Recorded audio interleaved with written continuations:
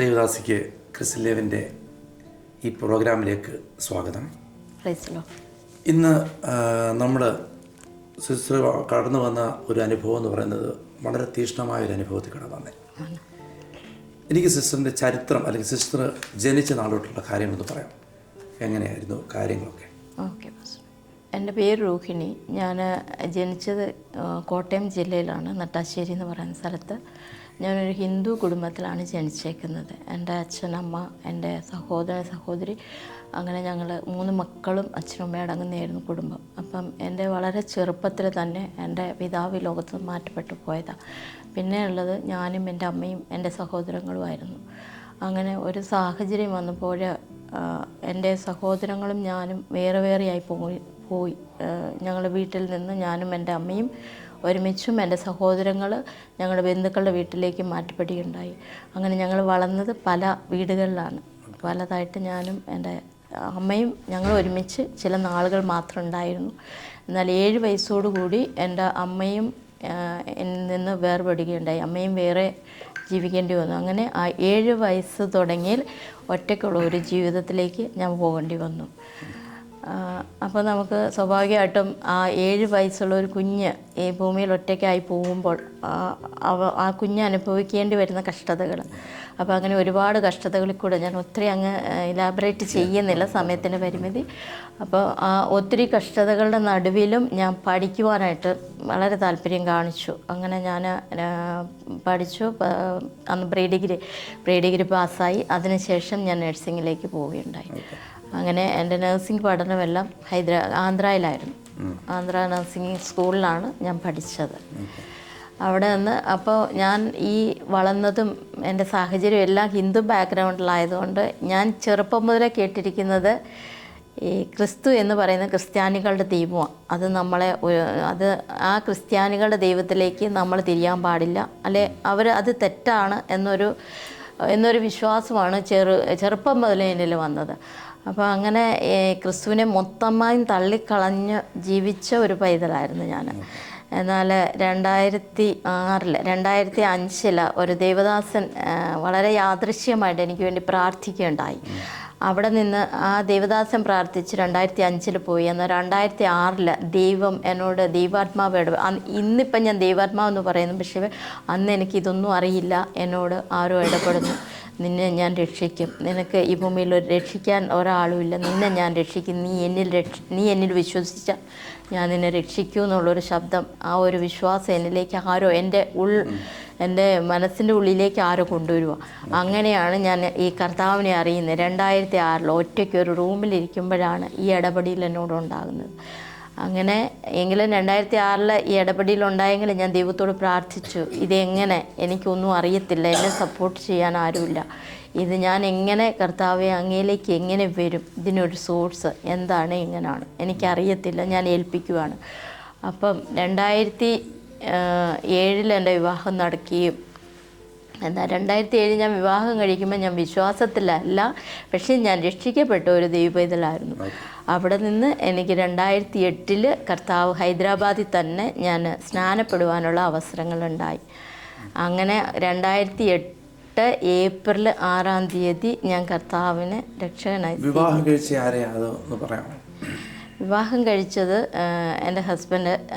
ഞങ്ങൾ ഹൈദരാബാദിലായിരുന്നു. ആദ്യം ഞങ്ങൾ അവിടെ ആയിരുന്നു. അവിടെ നിന്ന് പിന്നെ ഞങ്ങൾ അവിടെ കുറേ വർഷങ്ങൾ നിന്നതിന് ശേഷം ഞങ്ങൾ പിന്നെ 2013 ഞങ്ങൾ കുവൈറ്റിലേക്ക് പോവുമായിരുന്നു. അപ്പോൾ ഈ 2006 തൊട്ട് 2007 തൊട്ട് 2013 വരെ ഞാൻ റഷ്യയിലേക്ക് വന്നിട്ട് ഞാൻ ഹൈദരാബാദിലാണ് താമസിച്ചിരുന്നത്. അവിടെ നിന്ന് 2013 ഗൾഫിലേക്ക് പോയപ്പോഴും ഞാൻ എൻ്റെ രക്ഷയുടെ മാർഗങ്ങളൊന്നും ഞാൻ കളഞ്ഞില്ല. ഞാനത് കണ്ടിന്യൂവേഷനിൽ തന്നെ ഞാൻ കുവൈറ്റിലേക്ക് യാത്രയാകുമായിരുന്നു. എന്നാണ് സ്നാനപ്പെട്ടതെന്നാണ്? 2008 ഏപ്രിലാണ്. 2 വർഷം ഗ്യാപ്പ് വന്നേ. 2006 2008 2 വർഷം രക്ഷിക്കപ്പെട്ടിട്ട് സ്നാനപ്പെടാൻ താമസം പറ്റിയല്ല. കാരണം ഞാൻ ഹിന്ദു വിശ്വാസത്തിൽ നിന്ന് ഞാൻ ഇതിലേക്ക് വന്നു. എന്നാൽ എനിക്ക് കുറച്ചും കൂടെ ടൈം അതിന് വേണ്ടിയിട്ട്, കാരണം ഞാൻ ജീവിക്കുന്ന ബാക്ക്ഗ്രൗണ്ടും എൻ്റെ മുന്നിലുള്ള ആൾക്കാരും എൻ്റെ ചുറ്റുപാടുള്ള ആൾക്കാരുമൊക്കെ പെട്ടെന്നൊരു ട്രാൻസ്ഫോർമേഷനിലേക്ക് എന്നെ അംഗീകരിക്കാനുള്ള ബുദ്ധിമുട്ട് കൊണ്ടും പിന്നെ എനിക്ക് ഇതുമായിട്ട് പൂർണ്ണമായിട്ട്, കാരണം എനിക്ക് ഹാഫ് ഹിന്ദുവിലും ഹാഫ് വിശ്വാസത്തിലും ഞാൻ ഇഷ്ടപ്പെട്ടിരുന്നില്ല. കാരണം ഞാൻ ലൗകികമായിട്ട് ഭയങ്കര ഇതായിട്ട് ജീവിച്ചത്, ഫാഷനബിളായിട്ടൊക്കെ നടന്നതാണ്. അപ്പോൾ പെട്ടെന്ന് ഈ വിശ്വാസത്തിലോട്ട് വരുമ്പോൾ നമ്മൾ വേർതിരിഞ്ഞിരുന്ന് ജീവിക്കണം. അപ്പോൾ അതിലേക്ക് വരാനായിട്ട് എനിക്ക് മെൻ്റലി പ്രിപ്പയർ ആകാൻ കുറച്ച് ടൈം വേണമായിരുന്നു. കാരണം ഞാൻ വൺസ് വിശ്വാസത്തിലോട്ട് വന്നാൽ ഞാൻ പൂർണ്ണമായിട്ടും വിശ്വാസത്തിൽ നിൽക്കണം. ഞാൻ അങ്ങനെ ഒരു തിരിച്ചറിവ്. അപ്പോൾ അതിനു വേണ്ടി ഞാൻ പെട്ടെന്ന് എടുപിടിയുന്ന സ്നാനത്തിലേക്ക് കിടക്കാതെ ഞാൻ 2 വർഷത്തെ ഗ്യാപ്പ് എടുത്ത് ഞാൻ ഇതിനെ സ്നാനം എന്താണെന്ന് അറിഞ്ഞും ആ സ്നാനപ്പെടുന്ന ആൾ എങ്ങനെ ജീവിക്കണം എന്നൊക്കെയുള്ള കാര്യങ്ങൾ പഠിച്ചതിന് ശേഷമാണ് ഞാൻ ഈ സ്നാനത്തിലേക്ക് എത്തിയത്. എന്നാണ് അഭിഷേകം പ്രാപിച്ചത്? അഭിഷേകം ഞാൻ പ്രാപിക്കുന്നത് ഞാൻ 2016 എന്നിൽ അഭിഷേകം. ഞാൻ അഭിഷേകമായിട്ട് പ്രാപിച്ചില്ല. ഞാൻ ജസ്റ്റ് ഒരു അന്യഭാഷ ആ ടെസ്റ്റ് മണിയിലേക്ക് വരുമ്പോൾ അതിനെക്കുറിച്ച് ഞാൻ കൂടുതലായി. ഓക്കെ. അപ്പം അതിനുശേഷം 2008 സ്നാനപ്പെട്ടതിന് ശേഷം കുവൈറ്റിൽ പോകുന്ന ഏത് വർഷമാണ് പറഞ്ഞത്? 2013. അപ്പോൾ അതിനുശേഷം വീണ്ടും ഹൈദരാബാദിൽ തന്നെ ജോലിയായിരുന്നു അല്ലേ? അല്ല, 2008 സ്നാനപ്പെട്ടതിന് ശേഷം ഹൈദരാബാദിൽ ജോലിയായിരുന്നു. 2013 കുവൈറ്റിലേക്ക് പോയത്. കുവൈറ്റിൽ ചെന്ന് അവിടെ പിന്നെ ജോലിയായിരുന്നു അല്ലേ? ജോലിയായിരുന്നു, നേഴ്സായിട്ട് ജോലി. അപ്പം പിന്നെ എങ്ങനെയാണ് ക്യാൻസർ എന്ന് പറഞ്ഞ സംഭവം എങ്ങനെയാണ് അവിടെ കണ്ടെത്തിയത്? ക്യാൻസർ ഫസ്റ്റ് 2002 ക്യാൻസർ ഞാൻ ഇന്ത്യയിലായിരിക്കുമ്പോൾ 2002 കോട്ടയം മെഡിക്കൽ കോളേജിലാണ് ഞാൻ ഫസ്റ്റ് ടൈം ക്യാൻസറിന് വേണ്ടി പോകുന്നത്. അവിടുന്ന് പല ടെസ്റ്റുകൾ ചെയ്തു. എൻ്റെ ഹീമോഗ്ലോബിൻ കുറഞ്ഞു വന്നു. അപ്പോൾ ഡോക്ടേഴ്സ് പറഞ്ഞു ഇത് ക്യാൻസറിലേക്കായിരിക്കാം കാണിക്കുന്നത്. അങ്ങനെ ഞാൻ ഹൈദരാബാദ് അപ്പോളോ ഹോസ്പിറ്റലിലാണ് ബാക്കിയുള്ള കാര്യങ്ങൾ ഞാൻ ചെയ്തത്, എൻ്റെ ട്രീറ്റ്മെൻറ്റ്. അതും അവിടെ തുടങ്ങി ശത്രു എന്നെ നശിപ്പിക്കാനുള്ള ശ്രമം. ബോൺമര ആസ്പിറേഷൻ 1 ചെയ്തു, 2 ചെയ്തു. ഇതൊക്കെ 2 പ്രാവശ്യമൊക്കെ വളരെ റെയറാണ്. കാരണം ഇതെന്തുകൊണ്ട് ഇത് മറഞ്ഞു കിടക്കുന്നു. അപ്പോൾ അത് പുറത്ത് കൊണ്ടുവരാൻ വേണ്ടിയിട്ടാണ് ഇത് 2ാം പ്രാവശ്യം വീണ്ടും ചെയ്യേണ്ടി വന്നു. അത്ര കഠിനമായ വേദനയൊക്കെ അനുഭവിച്ച് അത് ഡയഗ്നോസിസിലേക്ക് കൊണ്ടുവന്നു 2002. അവിടെ നിന്ന് പിന്നെ ഞാൻ ഒറ്റയ്ക്ക് ഒരു ക്യാൻസർ രോഗി ഒറ്റയ്ക്ക് ഒരു ഇതിലേക്ക് പോകുക എന്ന് പറയുന്നത് അതും എളുപ്പമല്ല. പക്ഷേ എൻ്റെ കൂടെ ആരും ഇല്ലാത്തതുകൊണ്ട് 2002 തുടങ്ങി ഞാൻ ആ ട്രീറ്റ്മെൻറ്റ് ഒറ്റയ്ക്ക്. 2002 ട്രീറ്റ്മെൻറ്റ് സമയത്ത് വേറെ ആരുമില്ല കൂടെ? വേറെ ആരുമില്ല, ഒറ്റയ്ക്കാണ് പോയി ഇതെല്ലാം ചെയ്യുന്നത്, എല്ലാം ഒറ്റയ്ക്ക്. പക്ഷെ അന്ന് ഹിന്ദു വിശ്വാസത്തിലായിരുന്നു. കർത്താവിനെ അറിഞ്ഞിട്ടില്ല. അപ്പോൾ അതിനുശേഷം ഈ ട്രീറ്റ്മെൻറ്റ് കഴിഞ്ഞ് ഈ രോഗം പൂർണ്ണമായിട്ട് മാറി അല്ലേ? പൂർണ്ണമായിട്ട് മാറി, മെഡിക്കൽ സയൻസ് മാറിയെന്ന് അതിൻ്റെ എവിഡൻസ് തന്നതാണ്. ഓക്കെ. പിന്നീടുള്ള അവസ്ഥകൾ എങ്ങനെയൊക്കെയായിരുന്നു? 2011 ഇന്ത്യയിലായിരിക്കുമ്പോൾ എനിക്ക് ചെറിയ ഒരു തൊണ്ടയിൽ അസ്വസ്ഥതകൾ തുടങ്ങി. തൊണ്ടയിൽ അസ്വസ്ഥത മാത്രം, ഒന്നും കാണിക്കുന്നില്ല, അസ്വസ്ഥതകൾ. അങ്ങനെ ഇന്ത്യയിൽ എന്തൊക്കെ സ്കാനിങ്ങുകൾ ചെയ്യാമോ അതെല്ലാം ചെയ്തു. ന്യൂക്ലിയർ സ്കാൻ, ഐസോടോപ്പ് സ്കാൻ, എല്ലാ സ്കാനിങ്ങുകളും ചെയ്തു. ഒന്നിലും അസുഖം കണ്ടുപിടിക്കാൻ പറ്റിയില്ല. അവിടെ നിന്ന് ഞാൻ കുവൈറ്റിലേക്ക് പോവുകയാണ് 2013. 2011 2 വർഷക്കാലം ചെക്കിംഗ് ആയിരുന്നു അല്ലേ? ചെക്കിംഗ് ആയിരുന്നു, ഒന്നും കണ്ടുപിടിച്ചില്ല. ഇതിന് ബാക്കിയായിട്ട് ഞാൻ കുവൈറ്റിലേക്ക് പോയി. 2016 ഈ പല ടെസ്റ്റുകളും ചെയ്തു. ഇതിനിടയ്ക്ക് 2016 ഞാൻ എൻ്റെ തൊണ്ടയിൽ വീണ്ടും അസ്വസ്ഥത ശക്തമായി, എൻ്റെ വോയിസ് ചേഞ്ചായി.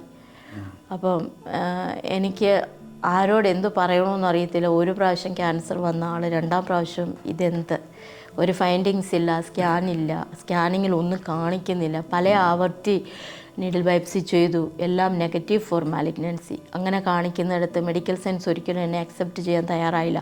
കാരണം റിപ്പോർട്ടുകളെല്ലാം നെഗറ്റീവായിരിക്കുന്നിടത്തോളം ഒരു രോഗിക്ക് ക്യാൻസർ എന്ന് അവർക്ക് പറയാൻ പറ്റില്ല എന്ന് ഞാൻ ദൈവത്തോട് പ്രാർത്ഥിച്ചു. ദൈവമേ, ഇതെന്താണെന്ന് എനിക്ക് വെളിപ്പെടുത്തണം. എൻ്റെ തൊണ്ടയിൽ എന്താ, എൻ്റെ ശബ്ദം എന്തു മാറി, എന്താണ് എൻ്റെ തൊണ്ടയുടെ അസ്വസ്ഥത. അവിടെ നിന്നൊരു യാത്രയായിരുന്നു പിന്നെ. അപ്പോൾ ദൈവശബ്ദം ഞാൻ വ്യക്തമായിട്ട് കർത്താവിനോട് പറഞ്ഞു, നിൻ്റെ ജീവന് ഇത് ആപത്തിലേക്ക് പോവുകയാണ്, നിൻ്റെ ജീവൻ ആപത്തിലേക്കാണ്, ഈ തൊണ്ടയിലെ പ്രശ്നം പോകണം. ആ ദൈവശബ്ദത്തിന് മുന്നേ ഞാൻ വീണ്ടും ഹോസ്പിറ്റലിൽ പോയി. ഇത് പല ആവർത്തി പോയി. ഓരോ പ്രാവശ്യം ഡോക്ടറെ അടുത്ത് പോവും, അവരൊന്നുമില്ല എന്ന് പറയും, തിരിച്ചു പോരും, വീണ്ടും പോകും, തിരിച്ചു പോരും. പല ആവർത്തി നീഡിൽ ബയോപ്സി വീണ്ടും ചെയ്തു, ഒന്നിലും കാണിച്ചില്ല. പക്ഷെ ദൈവം ശക്തമായിട്ട് ഇടപെട്ടു, പാസ്റ്ററെ നിൻ്റെ ജീവൻ പോകും, ഇങ്ങനെ പോയാൽ. അങ്ങനെ ഞാൻ കണ്ണുനീരോടെ ലാസ്റ്റ് ഡോക്ടറുടെ കാലെ പിടിക്കേണ്ട അവസ്ഥ വന്നു. ഡോക്ടർ ഞാൻ മരിച്ചു പോകും, പക്ഷെ കണ്ടുപിടിക്കാൻ പറ്റുന്നില്ല. ഹൈഡാണ്, കണ്ടുപിടിക്കാൻ കഴിയുന്നില്ല. എന്നാൽ ദൈവം എന്നോട് പറയുന്നു, നീ മരണപ്പെടും, ഇത് നീ മുന്നോട്ട് പോയില്ലെങ്കിൽ.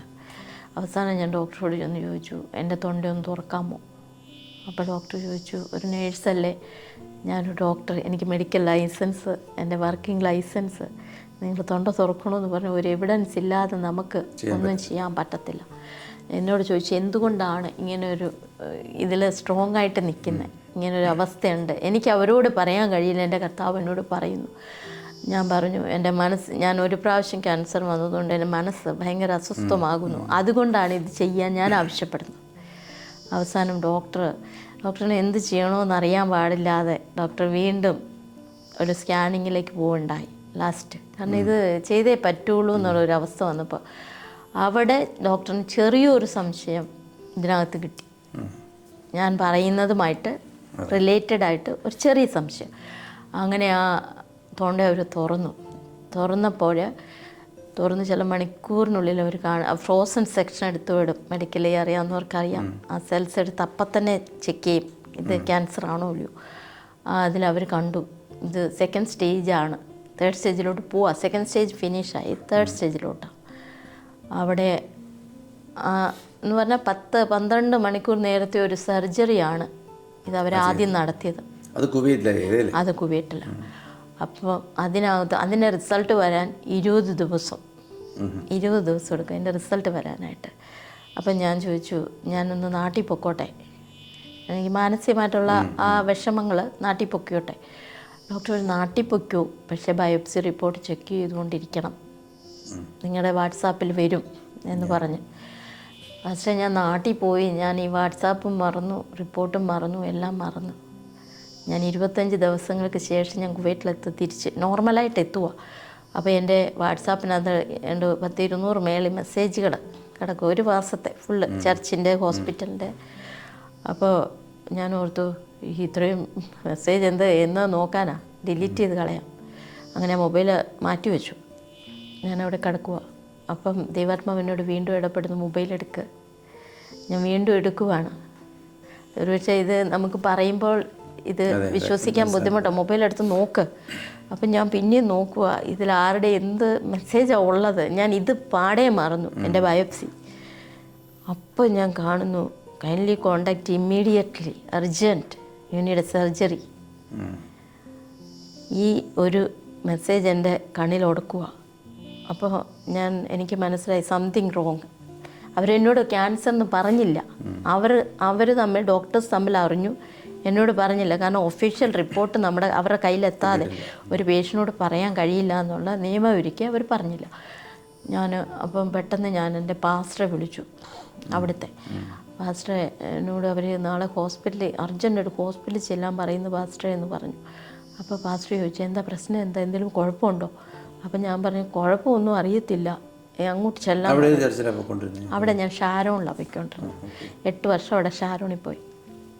അപ്പോൾ പാസ്റ്റർ എന്നോട് ചോദിച്ചു, പിറ്റേ ദിവസം അപ്പോൾ രാവിലെ ഞാൻ ഹോസ്പിറ്റലിൽ ചെന്നു. പിറ്റേ ദിവസം രാവിലെ പാസ്റ്റർ ഒന്ന് ഒത്തിരി ആശ്വാസമൊക്കെ പറഞ്ഞു ആൻറ്റിയും. പിറ്റേ ദിവസം രാവിലെ ഞാൻ ഹോസ്പിറ്റലിൽ ചെല്ലുമ്പോൾ അവരെന്നെ പ്രതീക്ഷിച്ചിരിക്കുക. എന്നെ കണ്ടത് ഓടി വന്നിട്ട്, നിങ്ങൾ എവിടെ ആയിരുന്നു, നിങ്ങൾക്ക് അർജൻറ്റ് സർജറി ഇപ്പം ഇമ്മീഡിയറ്റ് എന്ന് പറയുക. ഞാൻ ചോദിച്ചു, എന്താ കാര്യം? അന്നേരം പറഞ്ഞു, നിങ്ങൾക്ക് ക്യാൻസർ സെക്കൻഡ് സ്റ്റേജ് കഴിഞ്ഞു, പെട്ടെന്ന് തുറക്കണം എന്ന് പറയുക. ഒന്നും കൂടെ തുറന്നു. അപ്പോഴത്തേക്കും ആ ഒരു മാനസികാവസ്ഥ എങ്കിലും ദൈവം വെളിപ്പെടുത്തി ഞാൻ കണ്ടുപിടിച്ചെങ്കിൽ ദൈവം എന്നെ നിലനിർത്തും, ആ ഒരു വലിയ വിശ്വാസത്തിൽ. അന്നേരം അവിടെ നിന്ന് ഞാൻ വളരെ വേദനയോടെ തിരിച്ചു പോന്നു പാസ്റ്റർ ഉച്ചയ്ക്ക്. അപ്പോൾ എന്നെ ഷാരോണിലെ പാസ്റ്റർ അജിത് തോമസ് പാസ്റ്റർ, പേര് പറയാനും എനിക്ക് അത്ര ഇതാണ്, കാരണം അജിത് തോമസ് പാസ്റ്റർ എന്നെ വിളിച്ചിട്ട് ചോദിക്കുക, രോഹിണി ഇന്ന് വൈകിട്ടൊരു മീറ്റിംഗ് ഇവിടെ ഉണ്ട്, ഉപവാസ പ്രാർത്ഥന, നമ്മുടെ ഒന്ന് വരാമോ? അപ്പം ഞാൻ പറഞ്ഞു, എനിക്ക് വൈകിട്ട് വരണമെന്നുണ്ട്, പക്ഷേ എൻ്റെ മാനസികാവസ്ഥ എത്രത്തോളം എന്നെ അനുവദിക്കുന്നില്ല. പാസ്റ്റർ പറഞ്ഞു, നമ്മളതിനല്ലേ ഇങ്ങോട്ട് വരാൻ പറയുന്നത്. അപ്പം ഇത് പാസ്റ്ററിന് മാത്രമേ അറിയുള്ളൂ, വേറെ ഒരാൾക്കും അവിടെ അറിയത്തില്ല, ആരോടും നമ്മൾ പറഞ്ഞിട്ടില്ല.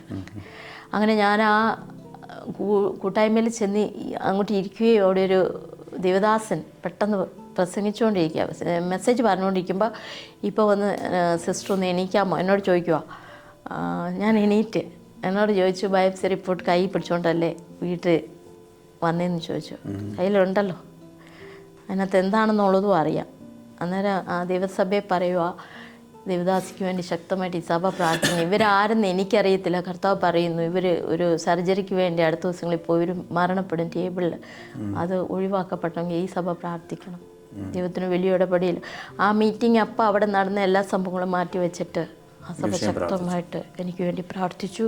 ഞാൻ തിരിച്ചു വന്നു. എല്ലാ കാര്യങ്ങളും ഞാൻ ഏകദേശം ഒറ്റയ്ക്കാണ് ചെയ്യുന്നത്. കാരണം മെഡിക്കലി എൻ്റെ കാര്യങ്ങൾ എനിക്കറിയാം. ഡോക്ടേഴ്സ് എന്നോട് സംസാരിക്കുന്നു, ഇന്നത് വേണം. രണ്ടാമത് സർജറിക്ക് വേണ്ടി ഞാൻ വീണ്ടും പ്രിപ്പയറായി. വീണ്ടും 10 മണിക്കൂർ സർജറി. അവിടെ നിന്ന് അത് കഴിഞ്ഞു. സർജറി കഴിഞ്ഞു ഞാൻ പുറത്തു വന്നു. അന്നേരമൊക്കെ സംസാരിച്ചു ഞാൻ. വീണ്ടും മൂന്നാമതൊരു സർജറിക്ക് വീണ്ടും അവരെടുക്കുക. മൂന്നാമത്തെ സർജറി സെയിം കാര്യത്തിന് തന്നെ മൂന്നാമത്തെ സർജറിയിലേക്ക് പോവുക. അപ്പോൾ എന്നോട് രാത്രി 1 മണി സമയത്ത് 3 മെഡിക്കൽ ടീം എന്നോട് വന്ന് പറയുന്നു, മൂന്നാമത്തെ സർജറിയാണ്, നമുക്കിതിന് ഒന്നും പറയാനായിട്ടില്ല. ഒന്നുകിൽ മരണം, ഇല്ലെങ്കിൽ ശബ്ദം നഷ്ടപ്പെടും. പക്ഷെ നമുക്കിത് നമ്മുടെ മുന്നേ വേറെ ഓപ്ഷനില്ല, ഇത് തുറക്കണം, തൊണ്ട തുറന്നേ പറ്റൂ. ഞാൻ ആ രാത്രി ഞാൻ അത്രമേൽ ദുഃഖത്തോടെ 3-ാം പ്രാവശ്യം പോകുന്നു. ഇനി എനിക്കൊരു പ്രതീക്ഷയില്ല. എങ്കിലും ഞാൻ കർത്താവിനോട് പറഞ്ഞു, കർത്താവ് നീ എന്നെ വിളിച്ചെങ്കിൽ എന്നെ കൈവിടത്തില്ല, ഞാൻ തിരിച്ചു വരും, പൂർണ്ണമായിട്ടും ഞാൻ തിരിച്ചു വരും. അവർ പറയുന്ന പോലെ ഞാൻ മരണത്തിലേക്കൊന്നുമല്ല, ഞാൻ തിരിച്ച് ജീവിതത്തിലേക്ക്. ഞാൻ 3-ാം പ്രാവശ്യം ഫസ്റ്റ് 6 മണിക്ക്, അവർ രാത്രി 1 മണിക്ക് എന്നെ കാണുന്നു, ഞാൻ 6:30 എന്നെ എടുക്കുന്നു തിയേറ്ററിലേക്ക്. അപ്പോൾ എന്നെ ഒത്തിരി ആൾക്കാർ ഇത് കണ്ട് അറിഞ്ഞു കേട്ടുമൊക്കെ എന്നെ കാണാൻ വരുമോ, മലയാളീസ് അവിടെ ഉള്ള സ്റ്റാഫും അല്ലാത്തവരും ഒക്കെ എല്ലാവരും എന്നെ ആശ്വസിപ്പിക്കുക, ഒന്നും വരത്തില്ല, ദൈവമല്ലേ കൂടെ. ഞാൻ ചിരിച്ചുകൊണ്ടാണ്, മനസ്സിൽ എത്ര വേദന ഉണ്ടെങ്കിലും ഞാൻ ചിരിച്ചുകൊണ്ട് സർജറിയിലേക്ക് പോയി. എനിക്കൊരു പ്രതീക്ഷയില്ല ഇനി ആരെങ്കിലും കാണുമോ, ഒന്നുമില്ല. എന്നാൽ ഞാൻ രാത്രി 11 മണിക്ക് കാണുക ഇങ്ങനെ റൂം ICU. പക്ഷെ സംസാരിക്കാൻ നോക്കിയിട്ടൊന്നുമില്ല. അത് സ്വാഭാവികം, കാരണം കഴിഞ്ഞ 2 സർജറി കഴിഞ്ഞപ്പോഴും ഈ ഒരു ഇതിൽ വന്നു. അപ്പം 5 ദിവസത്തെ ഗ്യാപ്പിൽ 6 ദിവസത്തെ ഗ്യാപ്പിൽ ഞാൻ സംസാരിച്ചു. ഈ 3-ാം സർജറിയിലും ഞാൻ 3-ാം സർജറി എത്ര ഗ്യാപ്പ് എടുത്തു? 2-ാം സർജറി കഴിഞ്ഞിട്ട് 15 ദിവസം, ആദ്യത്തേന് 1 മാസം, പിന്നത്തേന് 15 ദിവസം 15 ദിവസം, അങ്ങനെ കണ്ടിന്യൂഷനിലാണ് വന്നത്. പക്ഷെ 3-ാമത്തെ സർജറിക്ക് ശേഷം അവർ വന്ന് എന്നും എന്നോട് ചോദിച്ചുകൊണ്ടിരുന്നു, കഴിഞ്ഞ സർജറിയിൽ സംസാരിച്ചല്ലോ അല്ലേ? എത്ര ദിവസത്തിൽ? 1 ആഴ്ചയിൽ. ഓക്കെ, സംസാരിക്കും, കുഴപ്പമില്ല. പക്ഷേ അവർക്ക് അവിടെ മനസ്സിലായി അവിടെ സംഭവിച്ച കാര്യങ്ങൾ. പക്ഷെ അവർക്ക് ഒരിക്കലും അത് എന്നോട് റിവീൽ ചെയ്യണ്ട. അങ്ങനെയായി ഞാൻ ആ ഹോസ്പിറ്റലിൽ ഡിസ്ചാർജായി. ഞാൻ വീട്ടിൽ വന്നു. ദിവസങ്ങൾ കടന്നുപോയി. 1 മാസം കഴിഞ്ഞു, 1.5 മാസം കഴിഞ്ഞു, തിരിച്ചു വന്നു. ഞാനെന്താ സംസാരിക്കാത്ത? അപ്പോൾ അവർ എഴുന്നേറ്റ് നിന്ന് കൈകൂപ്പിയിട്ട് പറഞ്ഞു, ഞങ്ങളൊരു തെറ്റും ചെയ്തില്ല, ജീവൻ രക്ഷിച്ചു തന്നു, സംസാരശേഷി നഷ്ടപ്പെട്ടു, ഇനി സിസ്റ്റർ ജീവിക്കുക, സിസ്റ്ററിന് സംസാരിക്കാൻ പറ്റിയില്ലെങ്കിലും ജീവൻ ഞങ്ങൾ തന്നല്ലോ, ഞങ്ങൾക്കിതിൽ കൂടുതലൊന്നും ചെയ്യാൻ കഴിയില്ല. ഇത് കേട്ടത് ഞാൻ ആ 3 മെഡിക്കൽ പ്രൊഫസേഴ്സ് എൻ്റെ മുന്നിലിരുന്ന്, കാരണം എനിക്ക് കൗൺസിലിംഗ് തരേണ്ടത് അവരുടെ ആവശ്യമായതുകൊണ്ട് ആ 3 ഡോക്ടേഴ്സിനെ ഞാൻ തിരിഞ്ഞു നോക്കാതെ ഞാൻ ആ റൂമിൽ നിന്ന് ഇറങ്ങി. എനിക്ക് മനസ്സിലായി പൂർണ്ണമായും ശബ്ദം നഷ്ടപ്പെട്ടു. ഞാനിത് പറയുമ്പോൾ ഇമോഷണൽ ആകുന്നു, കാരണം അത്രയേറെ കഠിനമായ അവസ്ഥകളാണ്. ഒറ്റയ്ക്ക് പോയി ഡോക്ടേഴ്സുമായി സംസാരിക്കുമ്പോൾ അവരിനി നീ ലോകത്ത് സംസാരിക്കത്തില്ല എന്ന് പറയുമ്പോൾ അവിടെ നിന്ന് അങ്ങോട്ടൊരു പിന്നെ ഒരു യുദ്ധമായിരുന്നു. ദൈവമേ, നീ എന്നെ വിളിച്ചിറക്കി. ഞാൻ ബൈബിളും പാട്ടൂസും ഒക്കെ എടുത്തു വെച്ച് ഞാൻ കരയും. ഇതൊന്നും വായിക്കാൻ പറ്റുന്നില്ല. ദൈവത്തോട് ഞാൻ കരഞ്ഞു. ഞാൻ ഇനി എന്താ എൻ്റെ കൊച്ചുങ്ങളൊന്നും മിണ്ടാൻ പറ്റണില്ല. നമുക്ക് തൊണ്ടയിലൊരു ശബ്ദം, ജലദോഷം വന്നാൽ നമുക്ക് പറ്റില്ല. ആ ഒരാൾ പിന്നെ ജീവിതത്തിലേ സംസാരിക്കാതെ പോയിട്ട്, അപ്പം ഞാൻ ദൈവത്തോട് പറഞ്ഞു, ഞാൻ സംസാരിക്കണം, ഞാൻ സാക്ഷ്യമാകണം. പക്ഷേ ഞാൻ ചില മാസങ്ങൾ വെയിറ്റ് ചെയ്തിട്ടും സംസാരിച്ചില്ല. അങ്ങനെ ഞാൻ ആരും അറിയാതെ ഞാൻ സെക്കൻഡ് ഒപ്പീനിയനും തേർഡ് ഒപ്പീനിയനും ഒക്കെ ഡോക്ടറെ ഒന്ന് ചെക്ക് ചെയ്ത് ഞാൻ സംസാരിക്കും. ചെന്നിടത്തെല്ലാം 99.5 പോയി. 5% എന്തെങ്കിലും ഒരു പ്രതീക്ഷ വന്നാൽ ഞാൻ കുറപ്പില്ല. എനിക്ക് മനസ്സിലായി മനുഷ്യർ എത്രമാത്രം നിസ്സഹായ അവസ്ഥയിലാണ്. ആരോഗ്യമേഖല തകർന്നു അവിടെ തീരുവ. ഞാൻ പിന്നീട് അങ്ങോട്ട് ദൈവവുമായിട്ടായി. താവേ ഞാൻ സംസാരിച്ചേ പറ്റൂ. ദൈവമായിട്ട് പിന്നെ വിട്ടു കൊടുത്തു. ഞാൻ സംസാരിച്ച് കാരണം ഞാൻ നിന്നെ വിശ്വസിച്ചിറങ്ങി വന്ന മകളാണ്. എനിക്ക് എൻ്റെ പുറകിൽ ആരുമില്ല. ഞാൻ കർത്താവ് ഞാൻ നിന്നിൽ ആശ്രയിച്ച് നിൽക്കുന്നു.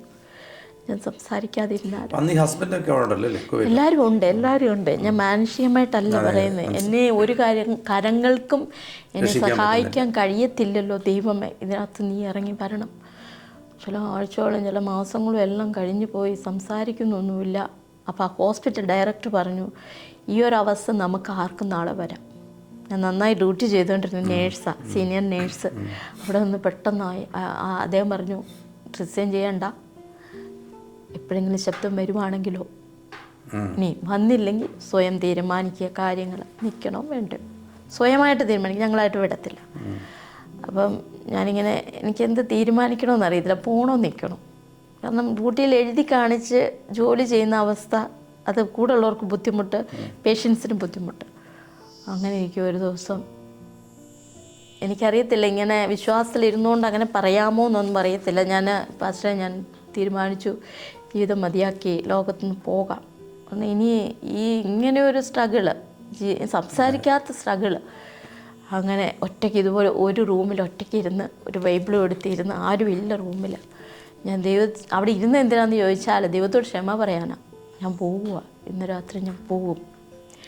ഞാൻ ഇറങ്ങി വന്നു, ഞാൻ വിശ്വാസി വന്നു, സ്നാനം ഏറ്റു, ഞാൻ ജീവിച്ചു. ഞാൻ അങ്ങേയറ്റം നല്ല രീതിയിൽ ഒരു വിശ്വാസി നിന്നു. എന്നാൽ ഞാൻ ഇന്ന് ഈ അവസ്ഥയിൽ ഞാൻ കർത്താവിന് ഞാൻ തിരിച്ചു പോകും, എനിക്കിനി വേണ്ട ഈ ജീവിതം എന്ന് ഞാൻ പറഞ്ഞത് മാത്രമേ എനിക്ക് ഓർമ്മയുള്ളൂ പാസ്റ്ററെ. എനിക്കറിയത്തില്ല, എനിക്കങ്ങനെ ഒരു ഭയങ്കര ആത്മീയതയിൽ പറയാനൊന്നും അറിയത്തില്ല. പക്ഷെങ്കിൽ എൻ്റെ കർത്താവ് എന്നെ കരങ്ങളിലെടുക്കുമായിരുന്നു. ആ സമയം ഞാൻ ആ റൂമിനകത്തിരുന്ന ഞാൻ ഫിസിക്കലി ഞാൻ അവിടെ ഉണ്ടായിരുന്നു. ഫിസിക്കലി ഞാൻ അവിടെ ഇരുന്നത് മാത്രമേ ഉള്ളൂ. എന്നോട് ദൈവം, ഞാനൊരു സ്ഥലത്ത് ചെല്ലുക, ഭയങ്കര സന്തോഷം അവിടെ, ഭയങ്കര പാട്ടും ആരാധനയും ഭയങ്കരമായ ഇത്. അപ്പോൾ കർത്താവ് എന്നോട് ചോദിക്കും, എൻ്റെ സങ്കടങ്ങൾ എന്തിനാ ഇതുപോലെ തകർന്നേ? ഞാൻ പറയുക, കർത്താവ് നീ അറിയുന്നില്ല എൻ്റെ വേദന. ഞാൻ ഇന്ന് ആത്മഹത്യ ചെയ്ത് ഇരുഭൂമിയിൽ നിന്ന് പോകുമ്പോൾ ഞാൻ നിൻ്റെ മകളായിട്ട് ജീവിക്കാൻ വന്നതാ. എനിക്ക് പോണതിലും എൻ്റെ കുടുംബത്തിലും അധികം കർത്താവ് നിനക്ക്, ഞാൻ നിന്നിൽ വിശ്വസിച്ചിറങ്ങി വന്നതുകൊണ്ട് ഇതവിടെ കർത്താവേ എനിക്ക് എൻ്റെ വേദന ഇത് പറഞ്ഞത് ഞാൻ മലയാളത്തിലൊന്നുമല്ല. ഞാൻ ഇന്ന് അന്യഭാഷയായി സംസാരിക്കുന്ന ഭാഷ, അന്ന് വരെ എനിക്ക് അന്യഭാഷയില്ല. ഞാൻ അന്ന് വരെ എനിക്ക് അന്യഭാഷ എന്ന് പറയുന്ന അറിയില്ല. കർത്താവിനോട് ഏതോ ഒരു ഭാഷയിൽ സംസാരിക്കുക. ചില സമയങ്ങൾ അധികം സംസാരിച്ചു. എന്നെ ബലപ്പെടുത്തുക, നീ സംസാരിക്കും, നീ ഭൂമിയിൽ നിന്ന് പോകേണ്ടവളല്ല. ഞാൻ നിന്നെ തിരഞ്ഞെടുത്തെങ്കിൽ ആ തിരഞ്ഞെടുപ്പിന് ഉദ്ദേശമുണ്ട്. നീ പോകേണ്ടതല്ല, നീ സംസാരിക്കും. ലോക വൈദ്യന്മാർക്കേ ചെയ്യാൻ പറ്റാതെയുള്ളൂ, എനിക്ക് ചെയ്യാൻ പറ്റും. കുറേ കഴിഞ്ഞപ്പോൾ ഞാൻ റൂമിലിരിപ്പുണ്ട്. അപ്പം ഞാൻ ഒറ്റയ്ക്ക്, ഞാൻ ഇത്ര നേരം എവിടെ ആയിരുന്നു, ഭയങ്കര സന്തോഷമായി. ഞാൻ ഈ ചിന്തിച്ചതും പറഞ്ഞതും എല്ലാം പറഞ്ഞു. ഞാൻ പുതിയൊരാളായി. എന്നിൽ ഭയങ്കരമായ സന്തോഷം. ഞാൻ വേറൊരാളായിട്ട് ഒരു ട്രാൻസ്ഫോർമേഷൻ വേണമെങ്കിൽ പറയാം. അപ്പം എല്ലാവർക്കും എന്നെ കണ്ടവർക്ക് ഇത് സംസാരിച്ചോ, ആ ഗ്ലൂമി ആയിട്ടുള്ള ഇതെല്ലാം മാറി ഭയങ്കര സന്തോഷമായി. അപ്പം എനിക്കൊരു എന്നെ ആരും ഉറപ്പിച്ചിരിക്കുന്നു, നീ സംസാരിക്കുക. അപ്പം കർത്താവ് എന്നെ അത്രയും ബലപ്പെടുത്തുന്നത് എനിക്ക് മനസ്സിലായി. എങ്കിൽ പോലും ഇന്നോ നാളെയോ ഒന്നും സംഭവിച്ചില്ല. വീണ്ടും ചില നാളുകൾ മുന്നോട്ട് പോയി സംസാരിക്കാതെ തന്നെ. പക്ഷെ ഞാൻ ഒന്ന് ഉറച്ചു, എന്നെ ആരാണ് ബലപ്പെടുത്തിയത്, എന്നെ ആരാണ് ശക്തിപ്പെടുത്തിയത്, എന്നോട് ആരാണ് നീ സംസാരിക്കുമെന്ന് പറഞ്ഞ് ഒരു ഫിസിഷ്യനോ ഒരു സർജനോ അല്ല, എന്നെ വിളിച്ച സ്വർഗമാണ് എന്നോട് സംസാരിക്കുമെന്ന് പറഞ്ഞെങ്കിൽ ഞാൻ ആ വാക്കിൽ വിശ്വസിച്ചു. ഇന്നല്ലെങ്കിൽ നാളെ, ഇനി ഞാൻ സംസാരിച്ചില്ലെങ്കിലും കുഴപ്പമില്ല, ദൈവം എൻ്റെ കരച്ചിൽ, എൻ്റെ പ്രാർത്ഥന ദൈവം അവിടെ കേൾക്കുമായിരുന്നു പാസ്റ്ററെ. അങ്ങനെ ഞാൻ ഒരു രാത്രി 2 മണിക്ക് വെളുപ്പിന് ഭയങ്കരമായ ശബ്ദത്തോടെ അലറുമായിരുന്നു. അന്ന് ഞാൻ ഒരു ഹോസ്റ്റലിലായിരുന്നു അന്ന് ആ സമയം, ഈ ട്രീറ്റ്മെൻറ്റിൻ്റെ ടൈമിൽ. എൻ്റെ ഫ്രണ്ട്സ് എല്ലാം പേടിച്ചു പോയി, ഞാൻ അലറിയതാണോ, കാരണം ഞാൻ ശബ്ദമില്ലാതെ ജീവിക്കുന്ന ഞാൻ അലറിയോ. എൻ്റെ ഫ്രണ്ട്സ് എന്നെ വിളിച്ചു, രോഹിണി നീയാണോ സംസാരിച്ചേ, നീയാണിപ്പോൾ വിളിച്ചേ, രാത്രി 2 മണിക്ക്. ഞാൻ പറഞ്ഞു ഞാനാ വിളിച്ചേ. 4:30 മണിക്ക് 5 മണിക്ക് ഞാൻ ഉറങ്ങിക്കിടക്കുന്ന പാസ്റ്ററെ വിളിക്കുക, അജിത് തോമസിനെ വിളിക്കുക, പാസ്റ്ററിന് ഇത് സത്യമോ, ഇതാര്, എൻ്റെ നമ്പറിൽ നിന്നാണ് കോൾ ചെല്ലുന്നത്, എൻ്റെ നമ്പർ അവിടെ ഫീഡ് ഉണ്ടല്ലോ, ആ നമ്പറിൽ നിന്ന് കോൾ ചെല്ലുന്നു, പാസ്റ്ററെ ഞാൻ സംസാരിക്കുക, ഞാനാ. അവിടാണ് എൻ്റെ സെക്കൻഡ് ക്യാൻസർ. പിന്നെ എനിക്ക് ഈ സർജറിയോ ട്രീറ്റ്മെൻറ്റോ അതൊക്കെ ഭയങ്കര അതികഠിനമായ വേദനയിൽ കൂടിയാണ് പോയത്. തൊണ്ട മുറിക്കുക എന്ന് പറയുന്ന ചെറിയ കാര്യമല്ല. 3 പ്രാവശ്യം തൊണ്ട മുറിച്ച ഒരു വ്യക്തി എന്ന് പറയുമ്പോൾ അവരനുഭവിക്കുന്ന വേദന. പക്ഷേ അവിടെ ഒന്നും ഞാൻ ദൈവസാന്നിധ്യത്തിൽ നിന്ന് പോയില്ല. ഞാൻ ഈ മാസങ്ങൾ ഇത്രയും ടേൺ ഓവർ ഞാൻ വോയിസ് ഇല്ലാതെ ജീവിച്ചിട്ട് ഞാൻ പറഞ്ഞു, നിൻ്റെ സന്നിധി ഞാൻ വിടത്തില്ല, ഞാൻ തേടി വന്നെങ്കിൽ കർത്താവേ നിന്നെ തേടി വന്ന സന്നിധി വിടത്തില്ല. ആ മാനുഷികമായ ആ ഒരു ഇതിൽ ആദ്യം എന്ന് വെച്ചാൽ കുറേ ആയപ്പോൾ, പക്ഷെ ദൈവം എന്നെ എപ്പോൾ ബലപ്പെടുത്തിയോ, നീ സംസാരിക്കുമെന്ന് എന്ന് പറഞ്ഞോ, അന്ന് എൻ്റെ വേദനകൾ ഞാൻ മാറ്റി വെച്ചു പാസ്റ്ററെ. അന്ന് ഞാൻ മാറ്റി.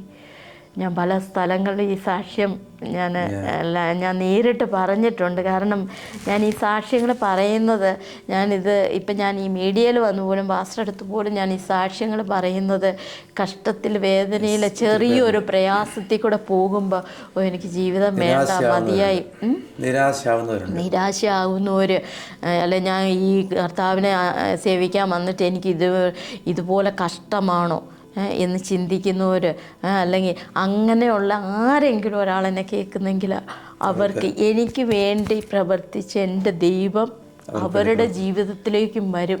നിശ്ചയമായിട്ടും അവരുടെ ജീവിതത്തിലേക്ക് ഈ ദൈവം ഇറങ്ങിച്ചെല്ലും. അത് നമ്മൾ ഇന്ന് വിളിച്ച് നാളെ അതിനൊരു മറുപടി നല്ല, നമ്മൾ ക്ഷമയോടെ നമ്മൾ കാത്തിരുന്നാൽ, കർത്താവ് ഒരാളെ വിളിക്കുന്നെങ്കിൽ ആ വിളിയുടെ പിന്നിൽ കർത്താവിനൊരു ഉദ്ദേശമുണ്ട്. മനുഷ്യർ നമ്മളെ നോക്കുന്ന ചിലപ്പം നമ്മളെ പാരമ്പര്യമോ അല്ലെങ്കിൽ നമ്മൾ ഏതിൽ നിന്ന് വന്നു എങ്ങനെ വന്നു, ദൈവം നോക്കുന്ന നമ്മളും ദൈവവുമായിട്ടുള്ളൊരു നമ്മുടെ വിശ്വാസം, നമ്മുടെ കഷ്ടതകളിൽ നമ്മൾ ദൈവത്തോട് കൂടെ നിൽക്കുന്നുവോ. ആ തീയിൽ 3 പേര് കർത്താവിനെ തള്ളി പറയാതെ തീയിലിറങ്ങിയപ്പോൾ 4-മനായിട്ട് ദൈവം, അവർക്കറിയാം നമ്മുടെ ദൈവം നമ്മുടെ കൂടെയുണ്ട്, ഞങ്ങൾ കരിഞ്ഞു പോകത്തില്ല. ആ വിശ്വാസമായിരുന്നു എനിക്ക്. ഞാൻ എവിടെയും ഞാൻ തകർന്നു പോകത്തില്ല, ഞാൻ ദൈവത്തോട് തകർന്നു പോകത്തില്ല. ഞാൻ കർത്താവ് നീ എൻ്റെ കൂടെ നിന്നാൽ മതി, എന്നെ കരത്തി പിടിച്ചാൽ മതി, എൻ്റെ കരം പിടിക്കുക. അങ്ങനെയാണ് ഞാൻ ഈ രണ്ടാമത്തെ ക്യാൻസർ ഓവർകം ചെയ്യാനായിട്ട് ഒരുപാട് സ്ട്രഗിൾ ചെയ്യേണ്ടി വന്നു. എങ്കിലും എൻ്റെ ദൈവവും ഒപ്പം ഞാൻ എൻ്റെ കുവൈറ്റിലെ സഭയെ ഞാൻ ഈ സമയം ഓർത്തില്ലെങ്കിൽ അത് ഭയങ്കര നന്ദികേടാണ്. ആ സഭ എനിക്ക് വേണ്ടി വളരെ ശക്തമായിട്ട് പ്രാർത്ഥിച്ചു. കാരണം ഞാൻ വേറെ ഒരു ഇതിലേക്ക് വന്നേക്കുന്ന ആൾ, ഇത്രയും ആഴമായിട്ടുള്ള പരീക്ഷണങ്ങൾ ഞാൻ താങ്ങുമോ, ഇതിൽ നിന്ന് ഞാൻ പുറകോട്ട് പോകുമോ, ആ സഭ മുട്ടിപ്പായിട്ട് എനിക്ക് വേണ്ടി പ്രാർത്ഥിച്ചു. പാസ്റ്റർ അജിത് തോമസ്, ആ സഭയിലെ വിശ്വാസികൾ, അവരുടെ ഒരു പ്രാർത്ഥന വലിയ രീതിയിലായിരുന്നു. എന്നെ ബലപ്പെടുത്തിയത് അവരാണ്, എന്നെ ശക്തിപ്പെടുത്തിയത്. ഞാൻ ഇന്നിപ്പോൾ ഇവിടെ വേറൊരു രാജ്യത്തോട്ടൊക്കെ ഞാൻ വന്നിരിക്കുന്നു, പക്ഷെങ്കിൽ ആ സഭയുടെ പ്രാർത്ഥന വളരെ വലുതായിരുന്നു. എൻ്റെ കഷ്ടസമയത്ത് ഓർക്കുന്നവർ അല്ലേ, നമ്മളൊരു എന്താ പറയുക, നമ്മൾ നന്നായിട്ടിരിക്കുമ്പോൾ നമ്മൾ കൂടെ നിൽക്കുന്നവരല്ല, നമ്മുടെ കഷ്ടസമയത്ത് അരിഷ്ടതയിൽ നമ്മളെ ഓർക്കുന്ന ആ ഒരു അത് വളരെ വലുതാണ് പാസ്റ്റർ. അത് ഞാൻ എവിടെയും പറയാം. അങ്ങനെ രണ്ടാമത്തെ ക്യാൻസറിനെ ഓവർകം ചെയ്തു. അപ്പം എനിക്കൊരു ഒരു തലമുറ ഞാൻ ആഗ്രഹിച്ചു. പക്ഷെ തലമുറയ്ക്ക് യാതൊരു സാധ്യതയുമില്ലായിരുന്നു. കാരണം ഞാൻ വോക്കൽ കോഡ്, തൈറോയിഡ് ക്യാൻസർ അവരെല്ലാം എടുത്തു കളഞ്ഞു. എൻ്റെ ഹോർമോൺസ് അപ്പ് ആൻഡ് ഡൗൺ ആണ്. എനിക്കൊരു കുഞ്ഞിനെ കുറിച്ച് ചിന്തിക്കാനോ അല്ലെങ്കിൽ കുഞ്ഞ് വന്നാൽ ആ കുഞ്ഞ് മെൻ്റലി ചലഞ്ചഡ്, കുഞ്ഞിന് വളരാനുള്ള ഒരു ഹോർമോൺസ് എന്നിലില്ല. എൻ്റെ ട്രീറ്റ്മെൻറ്റുകൾ അങ്ങോട്ടോ ഇങ്ങോട്ടോ മാറ്റിക്കഴിഞ്ഞാൽ എനിക്ക് മരണം സംഭവിക്കും. ഇങ്ങനെയുള്ള കാര്യങ്ങൾ നിന്നപ്പോൾ ഞാൻ ദൂത് കേൾക്കുക, ഇങ്ങനെ ഒരു തലമുറ വരുന്നുണ്ട്, ദൂത് കേൾക്കുക. അപ്പം ഞാൻ ചിന്തിക്കുക, ഈ തലമുറയ്ക്ക് യാതൊരു സാധ്യതയില്ലല്ലോ, ഇതൊക്കെ ചുമ്മാ ഇതെന്നാ ദേവദാസം ഇങ്ങനെ പറഞ്ഞിട്ട് പോകുന്നേ, ഒരു തലമുറ വരും. എന്നാൽ പാസ്റ്റർ അതുപോലെ തന്നെ 2018 ഈ ട്രീറ്റ്മെൻറ്റിൽ ഇരിക്കുകയാണ് ഇതെല്ലാം. 2018 എൻ്റെ കുഞ്ഞ് വരുവാണ്, എൻ്റെ ഇളയ മോൻ വരുവാണ്, എൻ്റെ പേര് ജെറോണ്. അവൻ വരുവാണ്. വന്ന് തുടക്കം മുതൽ ഡോക്ടേഴ്സ് ഇതിനെ അബോർട്ട് ചെയ്യണം, കാരണം ഈ കുഞ്ഞ് ശരിയായ കുഞ്ഞല്ല, മെൻ്റലി ചലഞ്ചഡ് ആയിരിക്കും.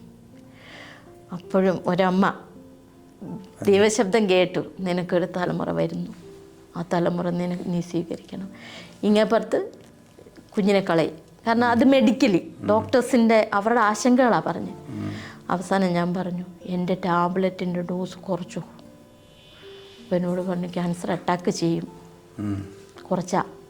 ഞാൻ പറഞ്ഞു ക്യാൻസർ അറ്റാക്ക് ചെയ്തോട്ടെ, എനിക്ക് എൻ്റെ കുഞ്ഞ് നോർമലായിട്ട് ആദ്യത്തെ 3 മാസം ഫാസ്റ്റേ കുഞ്ഞുങ്ങൾക്ക് നമുക്കറിയാമല്ലോ അവരുടെ ബ്രെയിൻ വളരാനുള്ള സമയം. ഞാൻ എൻ്റെ ടാബ്ലറ്റെല്ലാം ടേപ്പർ ചെയ്യിച്ചു കുഞ്ഞിന് വേണ്ടി 3 മാസത്തേക്ക്. ത്രൂ ഔട്ട് 7 months കുഞ്ഞിന് പ്രശ്നങ്ങളായിരുന്നു. എന്ന് പറഞ്ഞാൽ ഈ കുഞ്ഞിനെ കൊണ്ട് ഇൻസുലിനും ഹോർമോൺസും തെറാപ്പിയും അതും ഇതും. അവസാനം എല്ലാവരും ഭയന്നു, കുഞ്ഞ് മന്ദബുദ്ധി അങ്ങനെ വരും, ഇങ്ങനെ വരും. ഇവരെന്നോട് പറഞ്ഞു എറണാകുളത്ത് ഹോസ്പിറ്റലിൽ വന്നിട്ട്, അമൃതയിൽ വന്നിട്ട് ഇതൊക്കെ ചെയ്യാൻ പറഞ്ഞു, സിന്തസിസൊക്കെ ചെയ്യാൻ പറഞ്ഞു. ഞാൻ ദൈവത്തോട് ചോദിച്ചു, ഈ കുഞ്ഞിനെ അങ്ങ് തന്നതല്ലേ, ഈ സിന്തസിസും അതും ഇതുമൊക്കെ ചെയ്ത് എനിക്കും എൻ്റെ കുഞ്ഞിനും ഹാനി വരും ഡോക്ടേഴ്സ് അവർ പറയുന്നു, ഞാൻ എന്ത് ചെയ്യണം? കർത്താവ് പറഞ്ഞു, നീ ഒന്നിനും പോകണ്ട, ഒരു കാര്യത്തിനും പോകരുത്. ആ കുഞ്ഞ് 7-ാം മാസം ഞാൻ ഡ്യൂട്ടിയിലിരിക്കെ, 7-ാം മാസത്തിൽ ഞാൻ ഒരു കാരണവശാലും ഹോസ്പിറ്റലിൽ പോകത്തില്ല അന്ന്. 7-ാം മാസമാണ് ഫാസ്റ്റേ. ഞാൻ ഡ്യൂട്ടിയിലിരിക്കെ പെട്ടെന്ന് ഞാൻ അസ്വസ്ഥമാവുന്നു, ഹോസ്പിറ്റലിൽ പോകും. എന്തിനെന്ന് എനിക്കറിയത്തില്ല, ഞാൻ നോർമലാണ്. എന്നാലും ഞാൻ വിചാരിച്ചു, എൻ്റെ മനസ്സ് ദൈവം എന്നോട് ഇടപെടുക, പോകുന്നു. ഞാൻ ഉച്ചയ്ക്ക് 1 മണി, അത് കഴിഞ്ഞ് എനിക്ക് വൈകിട്ട് 5 മണി തൊട്ട് ഡ്യൂട്ടിക്ക് കയറണ്ട. ഞാൻ പെട്ടെന്ന് വിളിച്ച് പറഞ്ഞു, എനിക്ക് അത്യാവശ്യം ഹോസ്പിറ്റലിൽ പോവുക, എനിക്ക് അർജൻറ്റ് പോകണം. അവിടെ ഞാൻ ചെന്നതും ഡോക്ടർ എന്നോട് ചോദിച്ചു, എത്ര ആഴ്ച? ഞാൻ പറഞ്ഞു 28 ആഴ്ച. ഈ ബേബി 28 ആഴ്ചയോ? 28 ആഴ്ച. ഇല്ല, റോങ്, 28 അല്ലത്, ഇത് 30-ന് മേളിലുണ്ട് ഈ ബേബി. 28 ആഴ്ച. ഞാൻ നേഴ്സാണ്. 28 ആഴ്ച. ആ ഡോക്ടർ എന്നോട് പറഞ്ഞു, ഇമ്മീഡിയറ്റ് യൂണിറ്റ് സിസേറിയൻ സിസ്റ്റർ, ഇത് 28 ആണെങ്കിൽ സിസേറിയൻ, ഇപ്പോൾ എടുക്കണം ബേബി. ഞാൻ പറഞ്ഞു, ഡോക്ടറെ ഞാൻ ജസ്റ്റ് ഇങ്ങനെ വന്നേ ഉള്ളൂ, ഞാൻ ഒന്നിനും വന്നതല്ല, ഞാൻ പ്രിപ്പയർ അല്ല, ഞാൻ ഇതുപോലൊരു ബാഗ് മാത്രമായിട്ട് പോയിരിക്കും ഒറ്റയ്ക്ക്. അവർ സിസേറിയൻ എന്ന് പറയുക പെട്ടെന്ന്. അപ്പം എന്താ പുള്ളി എന്നോട്, ഞാൻ സ്കാൻ ചെയ്യട്ടെ, ഒന്ന് സ്കാൻ നോക്കിക്കോട്ടെ. ആ പ്രോബ് വെച്ചതും ഈ കുഞ്ഞ് മരണത്തിലേക്കാണ്. റെസ്പിറേറ്ററി ശ്വാസം കിട്ടാതെ കുഞ്ഞ് യൂട്രസിൽ ബഹളമാവും. പക്ഷെ എനിക്കറിയുന്നില്ല, കാരണം ഭയങ്കരമായി ഫ്ലൂയിഡാണ്, ഓവർ ഫ്ലൂയിഡാണ്. ഇതിനകത്ത് ഈ കുഞ്ഞ് കിടപ്പുണ്ട്. ഈ കുഞ്ഞ് അവിടെ എന്നാ വെപ്രാളോ എനിക്കറിയുന്നില്ല. കർത്താവ് പറഞ്ഞു. ഞാൻ അവിടെ ചെന്നതും സിസേറിയൻ കഴിഞ്ഞു, വിത്തിൻ ടൈം. സാധാരണ നമ്മൾ മെഡിക്കൽ സയൻസ് പ്രകാരം നമുക്ക് കൺസെൻറ്റ് കാര്യങ്ങൾ ആരുമില്ലാതെ പെട്ടെന്ന് ഈ കുഞ്ഞിനെ എടുത്തൊരു വെളി വെച്ചു 28 ആഴ്ചയിൽ. പക്ഷെ ദൈവത്തിൻ്റെ അത്ഭുതം, 3 കിലോ 100 ഗ്രാം 28 ആഴ്ചയിൽ ആ കുഞ്ഞ് പൂർണ്ണമായിട്ടും നോർമൽ ബേബി. ദൈവം ആ 28 ആഴ്ച കൊണ്ടുപോയി ഇത്രയും ഹൈ റിസ്ക് ആയിട്ടുള്ള ഒരു അമ്മയിൽ. ഇതൊക്കെ ദൈവത്തിൻ്റെ ഭയങ്കരമായ പ്രവർത്തികളാണ്. പക്ഷേ ഇത് ഞാൻ ഇതൊക്കെ പറഞ്ഞില്ലെങ്കിൽ എനിക്കറിയത്തില്ല. എന്നെ കേൾക്കുന്ന ആരെങ്കിലും ഒക്കെ ഇതുപോലെ കഷ്ടതയിൽ പോകുന്നുണ്ടെങ്കിൽ നമ്മുടെ ദൈവം പ്രവർത്തിക്കുന്ന ഒരു ദൈവമാണ്. അങ്ങനെ ഞാൻ ആ ട്രീറ്റ്മെൻ്റ് എല്ലാം കഴിഞ്ഞ് ഞാൻ 2023 ജനുവരിയിൽ ഞാനൊരു ദൂത് കേൾക്കുവാണ്, നീ മറ്റൊരു ദേശത്തേക്ക് എത്തപ്പെടും ഓഗസ്റ്റ് 1-ാം തീയതി. അപ്പം സ്വാഭാവികമായിട്ട് നേഴ്സുമാരുടെ ഒരു കൊതി യൂറോപ്യൻ കൺട്രി. അപ്പം ഞാനും യൂറോപ്യൻ കൺട്രി എന്നുള്ള വലിയ പ്രതീക്ഷയോടെ ഇരിക്കുക. ഇത് അങ്ങോട്ടാണോ പോണേ? അയൽസൊക്കെ എഴുതിയായിരുന്നു. അപ്പോൾ സ്കോർ കുറവായിരുന്നു. എങ്കിപ്പോഴും ഞാൻ വിചാരിച്ചു, ഇനിയിപ്പോൾ ഞാൻ അങ്ങോട്ടായിരിക്കും, ഇങ്ങനൊരു ദൂത് കേൾക്കുന്നല്ലോ. അപ്പോൾ ഈ എല്ലാ ദൂതും ഏറ്റെടുക്കാറില്ല, ദൈവാത്മാവ് ഇടപെടുന്ന ദൂതേ പിടിക്കാറുള്ളൂ. അപ്പോൾ ഞാൻ ഇങ്ങനെ ചിന്തിക്കുക, ഇത് ഞാൻ എങ്ങോട്ടായിരിക്കും പോകുന്നത്? ഓഗസ്റ്റ് 1 ഡേറ്റ് പറഞ്ഞു.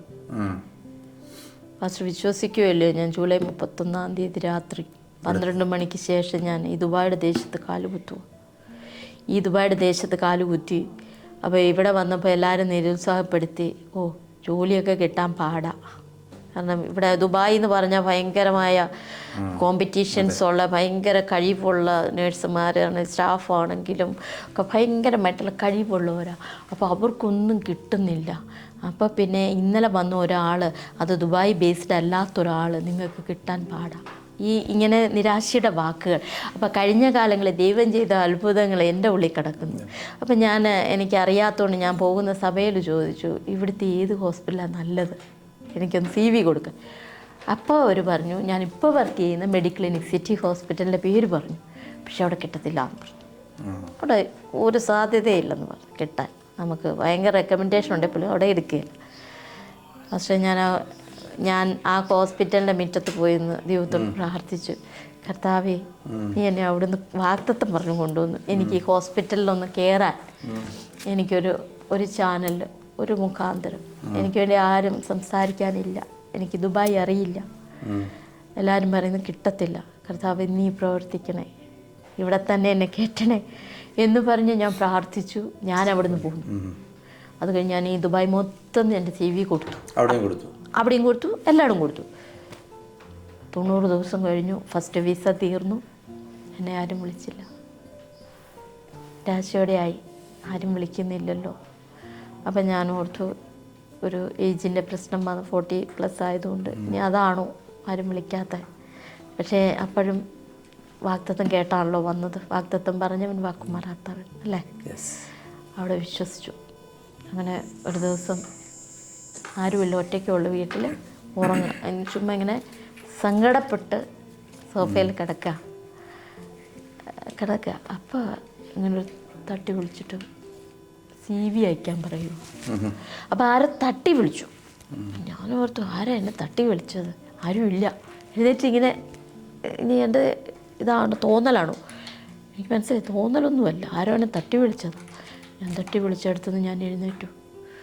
ഞാൻ അങ്ങനെ ഇരുന്നു, എനിക്കൊന്നും മനസ്സിലാകാതെ ഇരുന്നു. പെട്ടെന്ന് എന്നോട് മെഡിക്ലിനിക്കിലോട്ട് CV അയക്കാൻ അവരത് വരുക.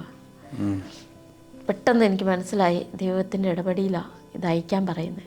ഞാൻ പാസ്റ്ററെ ആ CV അയച്ചോ ഇല്ലയോ? എനിക്ക് ഫോൺ വന്നു, നിങ്ങളെവിടെയും കയറിയില്ലേ, സിസ്റ്റർ എവിടെയും കയറിയില്ലേ? ഇല്ല. അതെന്താ? ഞാൻ പറഞ്ഞു, എനിക്കറിയത്തില്ല, എനിക്ക് എവിടെയും കിട്ടിയില്ല, ഞാനിവിടെ വീട്ടിൽ ഇരിക്കുക, എൻ്റെ ഫസ്റ്റ് വിസ തീരുക. ഫസ്റ്റ് 5 ദിവസത്തിനുള്ളിൽ 5 റൗണ്ട് ഇൻ്റർവ്യൂ.